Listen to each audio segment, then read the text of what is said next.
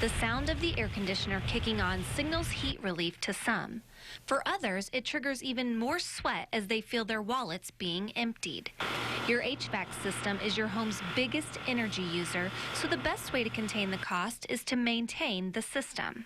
Be sure that you're keeping the coils clean of any debris. Also, have the unit inspected twice a year and tuned up. And then be sure that you're changing your furnace filters every 30 to 90 days. As filters get dirtier, the system doesn't want to breathe. It won't move the air fast enough, and that can be a huge drain on your electric bill. It just won't work right when the filter's dirty. Holden recommends avoiding the cheapest filter on the shelf. Look instead for pleated filters. And if you really want that bill to go down, set your thermostat up. You only want to go up 3 or 4 degrees instead of going up 7, 8, or 9 degrees that you might be tempted to, because when you go up that much, it takes too much energy to recool the whole house when you get home. Each degree you go below 78 increases your energy consumption about 8%. Keeping the blinds or curtains closed will also keep cooling costs down. But if you don't like the darkness, consider adding some shears to diffuse the sunlight. I've been shocked just when I put in light shears, the difference in the home and how just that little bit of protection even helped. So that's why we have brought in the experts now to help us decipher all of this heating and cooling stuff. We have Troy Lanz, president for Lanz Heating and Cooling, with us today.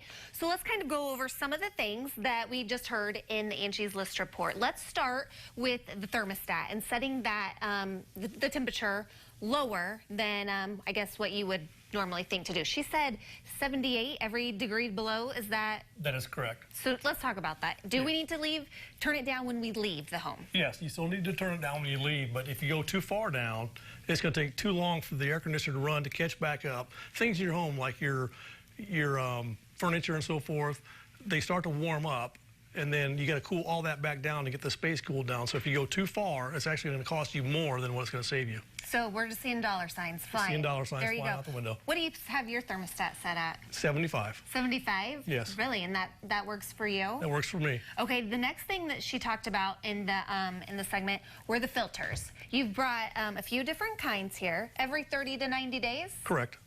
Why do we have to do that so often? Because what happens is, if you, like a filter like this, for example, is the very least expensive you can buy. Okay. This one costs about 99 cents at the hardware store. Hey, sign me up right there. That sounds like a steal. But she also said don't go for the cheap ones. Right, because you can see through it. So in other words, more dirt, dust is going to get through that filter and not be stopped, which is going to collect on your indoor A coil, which is part of your outdoor system. Okay. And then it's going to clog up and cost you more in operating costs. Well, ain't nobody got time for that, Troy. No time for that. That's why she mentioned maybe going pleated. Is that an example here? This is an example of a pleated filter. You can't see through it, and it'll collect more dust.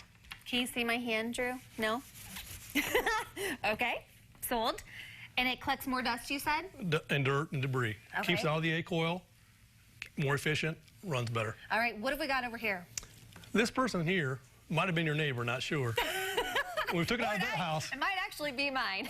They didn't listen to the 30 to 60 day rule for changing it out. That may actually be mine, because I honestly don't remember the last time we changed ours out. This can also cause problems. Your system's not breathing like it should. Your airflow is not moving. It can actually cause you to freeze up.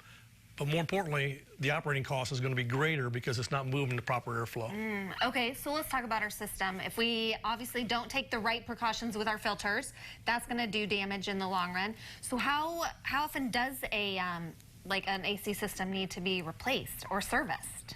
We suggest replacing them every 15 to 20 years. But more importantly, to take care of this problem here, we have what we call a comfort club.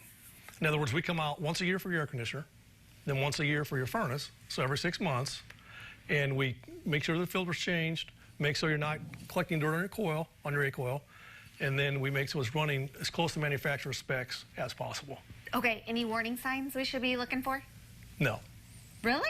No. Just if you clean it once a year, if we come out and clean it once a year, then you should be good for the summer. We check into the components that are going to most likely fail and to be sure they're in specs. If they're not, we recommend replacing those at that time. Okay. And then generally, if that's done properly, you'll be problem-free for the summer. So there are no warning signs that might pop up that you should think, oh my goodness, I might need to call Troy Lanz. If you see a filter like this, that's a definite warning sign. Okay. Yes.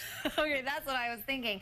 Because, yeah, I'm definitely going to need to invest in some pleated air filters. Correct. Definitely some good tips there, Troy. Thanks so much. Thank you. All right, if you have any questions about your AC system, maybe you need to invest in a pleated filter here like Troy recommends, definitely go to sayliving.tv after today's show, and we'll get you connected.